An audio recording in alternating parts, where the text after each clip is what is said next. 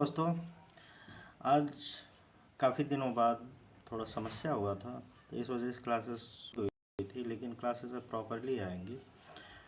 तो हिस्ट्री हम लोग पढ़ रहे थे, अध्याय 9 लेसन तक पढ़ा दिया गया था। अब नया लेसन है, अगला लेसन नए राज्य और साम्राज्य और राज्य।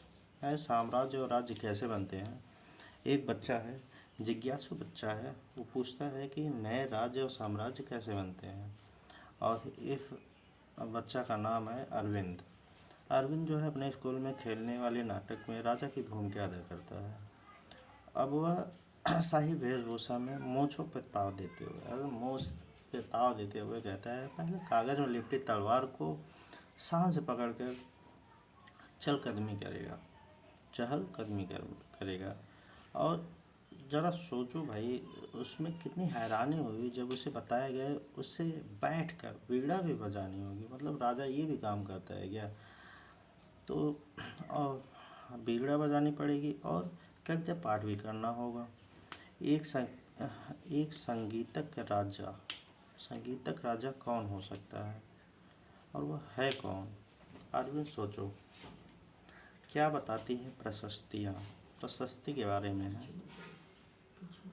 आगे देखते हैं क्या बताती हैं प्रशस्तियाँ। दरअसल अरविंद गुप्त वंश के प्रसिद्ध राजा समुद्रगुप्त की भूमिका अदा करने जा रहा है। समुद्रगुप्त जो है बहुत माने जाने लगे। समुद्रगुप्त के बारे में हम जानते हैं कि हमें इलाहाबाद में अशोक स्तंभ पर खुद अभिलेख से पता चलता है।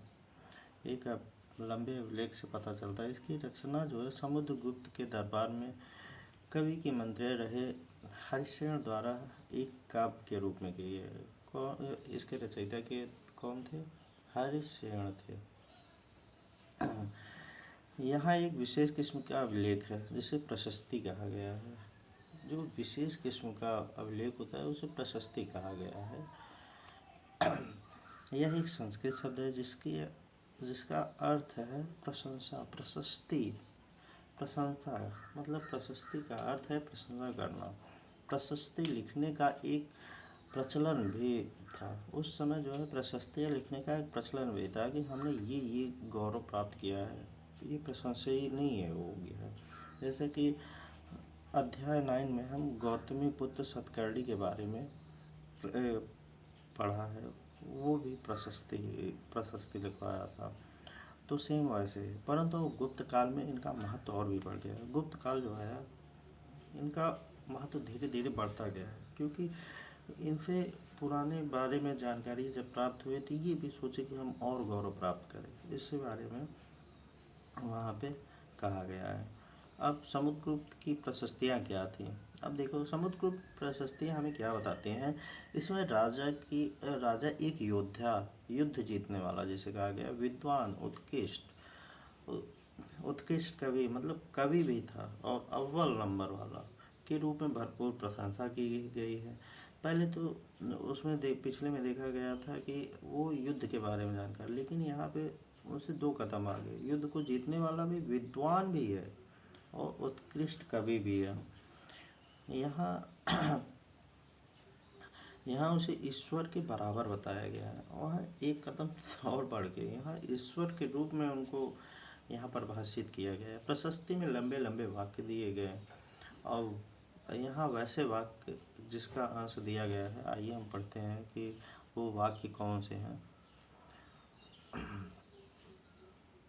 ये रहा वाक्य में क्या है।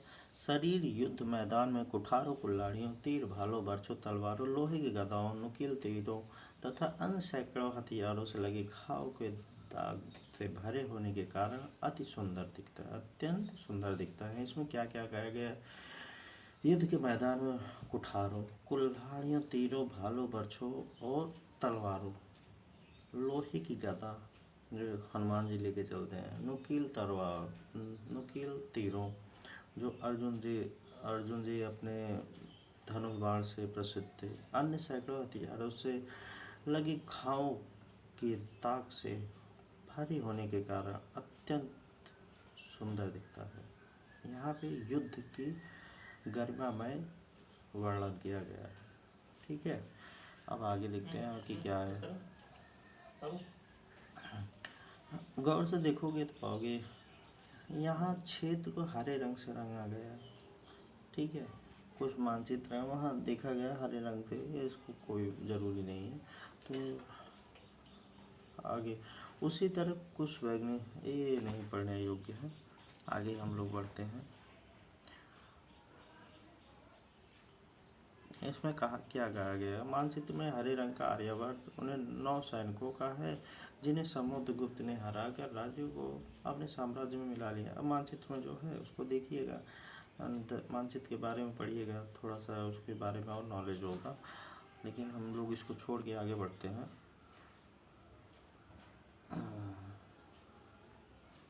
देखिए वंशावली क्या है, ठीक है। वंशावली पढ़ते हैं, फिर इसके बाद विक्रम संवत पढ़ते हैं, उसके बारे में जानकारी लेंगे। देखिए वंशावली क्या है, अधिकांश प्रशस्तियाँ शासकों के पूर्वजों के बारे में बताती हैं। जो प्रशस्तियाँ हैं, उनकी प्रशंसाएँ हैं, वो पूर्वजों के बारे में बताती हैं। यह प्रशस्तियाँ भी समुद्रगुप्त के प्रपितामह, जो उनके पिता के पिता हैं, यानी पितामह यानी परदादा, दादा, पिता और माता के बारे में बताता है। उनकी माँ जो है कुमार देवी, उनकी माँ कुमार देवी लिच्छवीगढ़ की थी और पिता चंद्रगुप्त वंश के पहले शासक थे।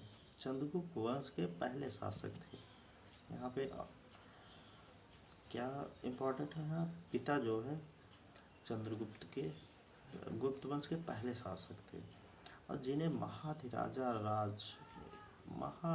महाराजाधिराज की उपाधि मिली थी। सबसे बड़ी उपाधि ये मानी गई थी उस समय की। और समुद्रगुप्त ने यह भी उपाधि धारण की। जब समुद्रगुप्त हुआ यह उपाधि उसने भी धारण की। उसने दादा और परदादा जैसे महाराजा के रूप में उल्लेख किया। इससे यह धीरे धीरे इस वंश का महत्व बढ़ता गया, ठीक है। इसमें क्या हुआ था, वंशावली जो है क्या हमें बताते हैं, पूर्वजों के बारे में बताते हैं। पूर्वज हमारे कैसे थे। और समुद्रगुप्त के भी, जैसे इस प्रशस्ति में समुद्रगुप्त के पितामह, उनके दादा दादी, माता पिता के बारे में बताती है। जैसे उनकी माँ जो है लिच्छवीगढ़ की राजकुमारी थी, और पिता क्या थे, गुप्त वंश के पहले शासक थे। और जो गुप्त वंश के पहले शासक थे और महाराजाधिराज जैसे सबसे बड़ी उपाधि धारण की, जो समुद्रगुप्त ने भी यह उपाधि धारण की थी, ठीक है। अब आगे देखते हैं कि विक्रम संवत के बारे में। विक्रम संवत क्या है, 5800 ईसा पूर्व के प्रारंभ होने वाले विक्रम संवत को परंपरागत रूप से गुप्त राजा, जो गुप्त वंश के राजा थे, चंद्रगुप्त द्वितीय के नाम से जोड़ा जाता है। और ऐसा कहा जाता है उन्होंने शाकों पर विजय प्राप्त की। शक जिनको कोई नहीं हरा पा रहा था, उनके ऊपर विजय प्राप्त की। तो इस वंश का स्थापना जो है इसी विक्रमादित्य की उपाधि धारण की है। अब आगे बढ़ते हैं, समुद्रगुप्त के बारे में हम आगे पढ़ेंगे। समुद्रगुप्त जो है समुद्रगुप्त के बारे में हम उनके बाद के शासकों, जैसे उनके बेटे चंद्रगुप्त द्वितीय की वंशावली, पूर्वजों से भी उनकी जानकारी मिलती है। उनके बारे में अभिलेखों तथा सिक्कों से भी पता चलता है। किससे, प्रशस्तियों से तो पता चल ही रहा है, लेकिन अभिलेखों और सिक्कों से भी पता चल रहा है। उन्होंने पश्चिम भारत में जैसे सैन्य अभियान में किया था, जिसमें अंतिम शासक को परास्त किया था। अंतिम शासक जो थे उनको परास्त किया था, हराया था। उसके बाद जो है ऐसा विश्वास किया जाने लगा कि उनके दरबार जो है विद्वानों से भरा हुआ था। क्या उनके जो विद्वान हैं वो जो है उनके दरबार में रहते थे, उनको जगह जगह जो है उनको अच्छे से सूचनाएं देते थे, ठीक है। और जैसे इनके विद्वानों में कौन थे, कालिदास थे, खगोल शास्त्री आर्यभट्ट भी थे। कौन थे, खगोल शास्त्री आर्यभट्ट भी थे, जो इनके दरबार में रहा करते थे। और जानकारी जो है अगले वाले चैप्टर में मिलेंगी, अभी थोड़ा थोड़ा पढ़ते हैं, फिर आगे देखिए। अब हर्षवर्धन के बारे में जानकारी मिल रही है। हर्षवर्धन और हर्षचरित के बारे में है। जिस तरह गुप्त वंश के शासकों के बारे में अभिलेखों से पता चल रहा है, सिक्कों से पता चला, उसी तरह कुछ अन्य शासक भी हैं, उनकी जीवनी का भी पता ऐसे ही चला। ऐसे ही एक राजा थे जिसको हर्षवर्धन कहा गया, जिन्होंने करीब 1400 साल पहले शासन किया था। इसमें हर्षवर्धन की वंशावली देते हुए उनके राजा बनने तक की वर्णन किया गया है। और कौन किया था? चीनी यात्री स्वयं ने किया था, जिसको हमने पिछले अध्याय में पढ़ा। काफ़ी समय तक ये जो हर्ष के दरबार में रहे, जहाँ उन्होंने बहुत कुछ विस्तृत वर्णन किया था। ठीक है, अब आगे देखते हैं। हर्ष अपने पिता के सबसे बड़े बेटे नहीं थे। हर्ष जो है अपने पिता के सबसे बड़े बेटे नहीं थे, पर अपने पिता के बड़े भाई की मृत्यु होने के बाद थानेसर के राजा बने।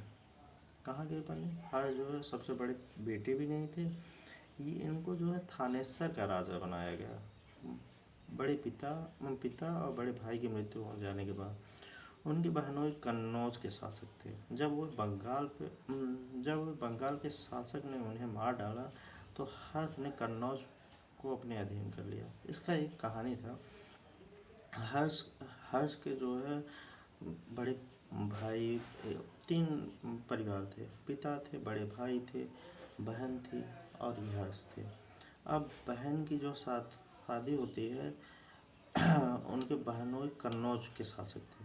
अब जब शादी हो गई तो जो बंगाल के जब शादी हुई थी तो उनके बहनोई को मार डाले।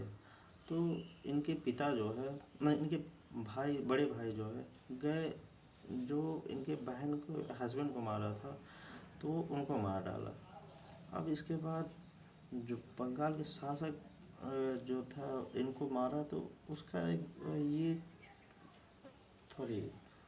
मैं थोड़ा कहानी को भूल रहा हूँ, तो अभी याद करता हूँ तो फिर आपको बताता हूँ। तब तक हम आगे बढ़ते हैं। तो हर्ष ने कन्नौज को अपने अधीन कर लिया और बंगाल पे आक्रमण कर दिया। बंगाल और मगध को जीतने के बाद पूर्व में यह सफलता मिली थी, जितनी सफलता अन्य जगहों पे नहीं मिली। यहाँ पे भरपूर सफलता मिली और कहीं ऐसी सफलता नहीं मिली थी। जब उन्होंने नर्मदा नदी को पार करके दक्कन की ओर आगे बढ़ने की कोशिश की तो चालुक्य नरेश पुलकेशन द्वितीय ने उन्हें रोक दिया। जब ये आगे बढ़ रहे थे, कौन से? नर्मदा नदी को पार करके। नर्मदा नदी अच्छी काफ़ी बड़ी नदी है। तो दक्षिण भारत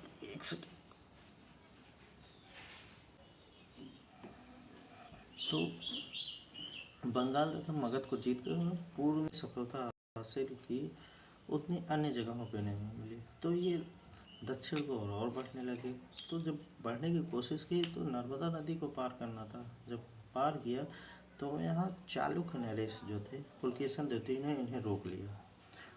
ठीक है, अब आगे नहीं बढ़ सके। अब पल्लव, चालुक्य और पुलकेशन द्वितीय की प्रशस्तियाँ का उल्लेख जो है, अब जैसे चालुक्य कौन थे, उनके चालुक्य में पुलकेशन द्वितीय की क्या भूमिका थी, इसके बारे में जानकारी लेते हैं। इस काल में पल्लव और चालुक्य दक्षिण भारत के सबसे महत्वपूर्ण राजवंश थे।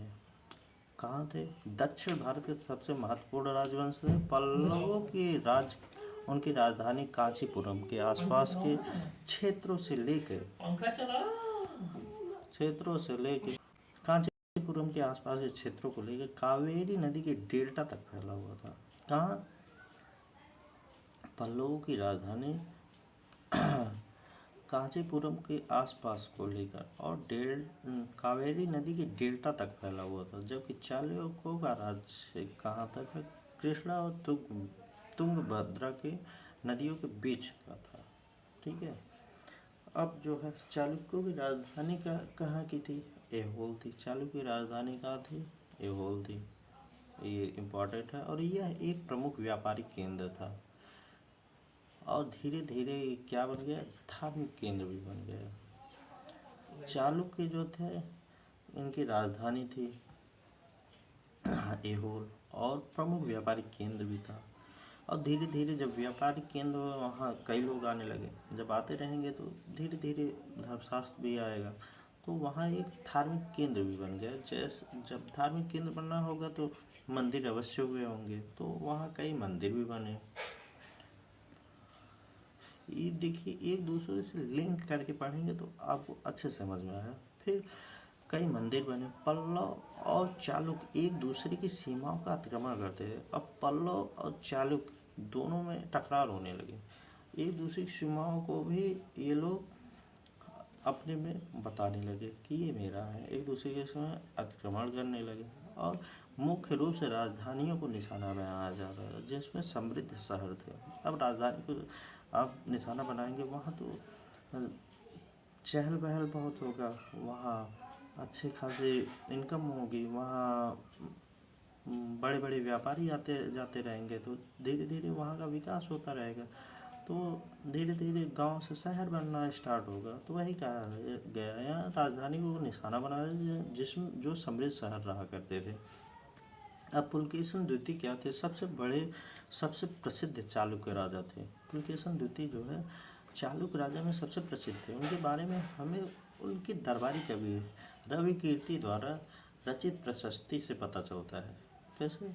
रवि कीर्ति द्वारा रचित प्रशस्ति से पता चलता है। इसमें उनके पूर्वजों, खास तौर पर पिछले 4 पीढ़ियों के बारे में बताया गया है। पुलकेशिन द्वितीय के चालुक्य राजा थे। उनकी जो है जानकारी हमको कहाँ से मिली? रवि कीर्ति द्वारा रचित प्रशस्ति से मिलती है। इसमें उनके पूर्वजों, खास तौर से पिछली 4 पीढ़ियों के बारे में बताया गया है। और पुलकेशिन द्वितीय को अपने चाचा से यह राज्य मिलता था। किससे मिला? पुलकेशिन द्वितीय को यह राज्य जो है उनके चाचा ने दिया था।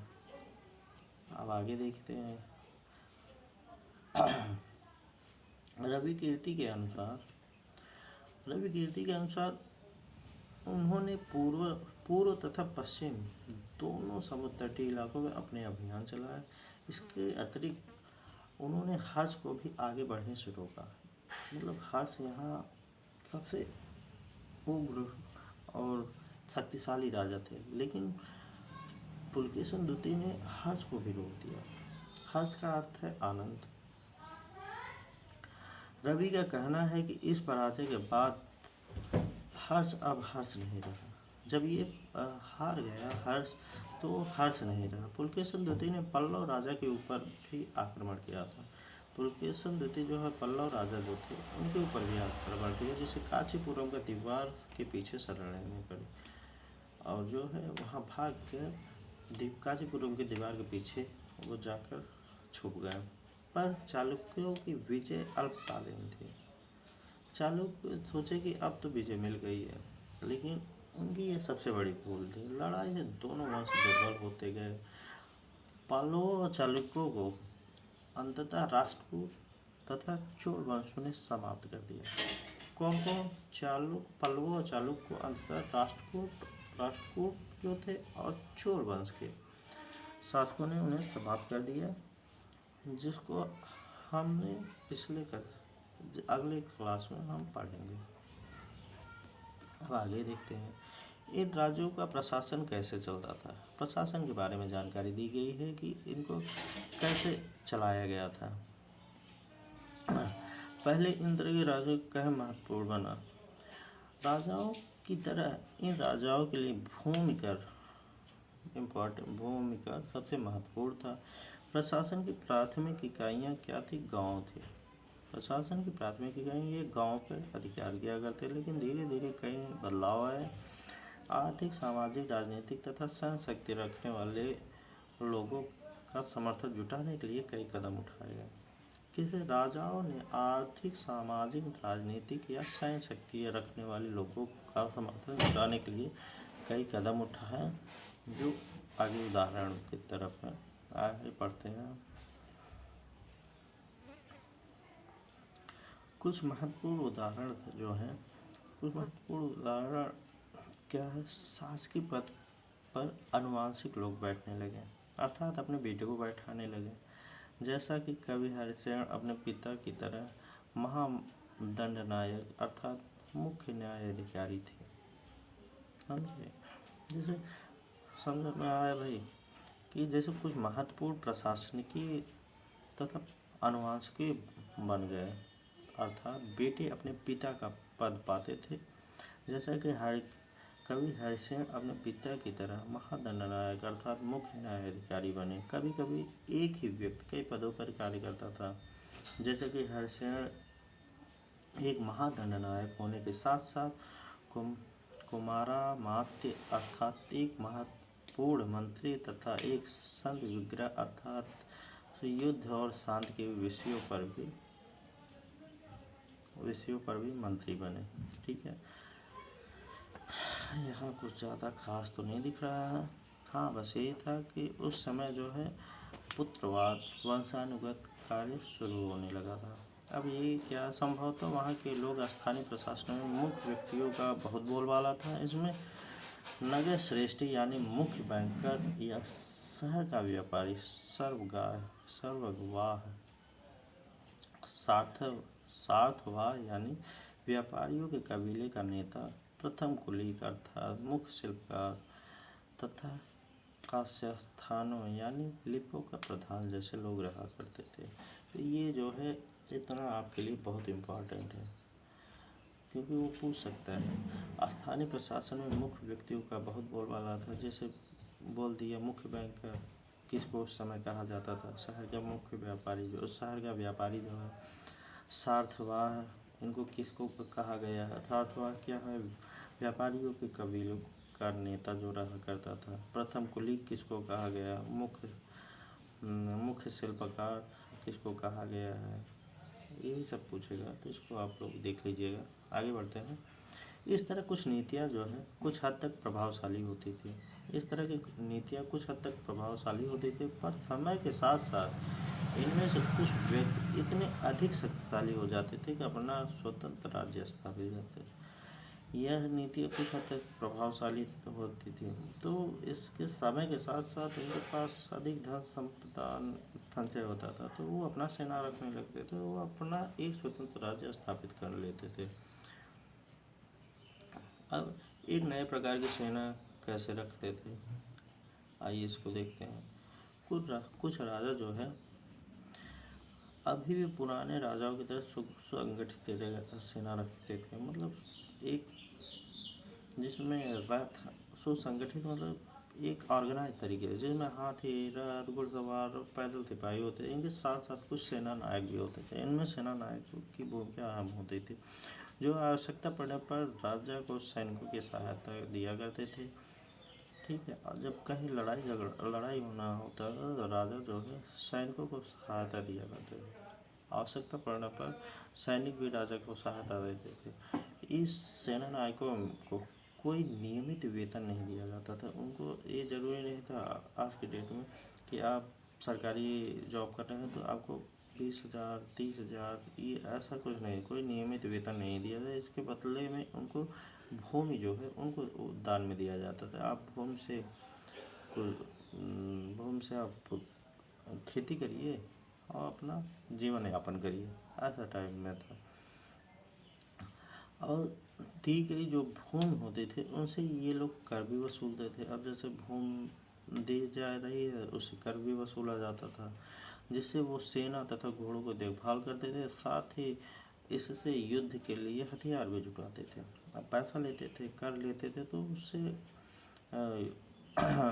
सेना और घोड़ों का देखभाल भी करते थे और युद्ध के लिए हथियार भी जुटाते थे। इस तरह जो व्यक्ति सामंत कहलाते थे। इस तरह के जो व्यक्ति होते उन्हें सामंत कहा गया था।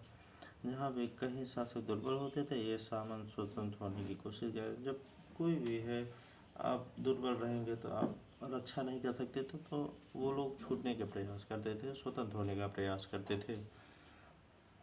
दक्षिण में राज्यों में कई सभाएं होती थी। दक्षिण के राज्यों में सभाएं कैसे होती थी, आइए वो देखते हैं।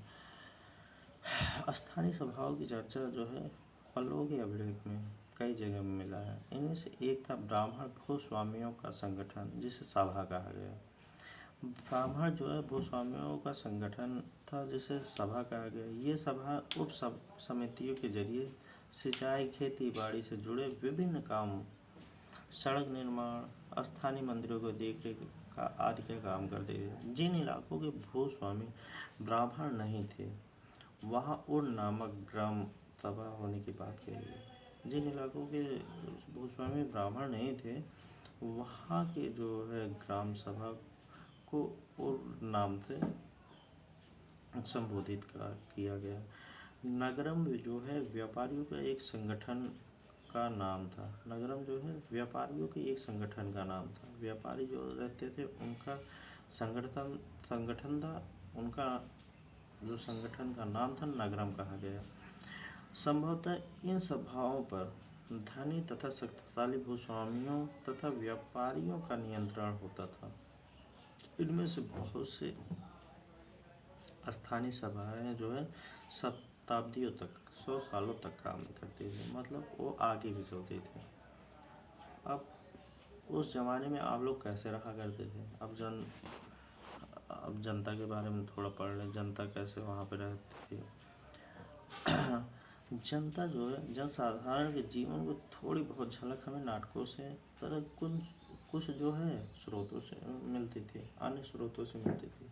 आइए देखते हैं। कालिदास जो है अपने नाटक राज दरबार के जीवन के चरित्र चित्रण का प्रसिद्ध है। किसके? कालिदास अपने नाटकों में राज दरबार के जीवन के चरित्र चित्रण के लिए प्रसिद्ध है।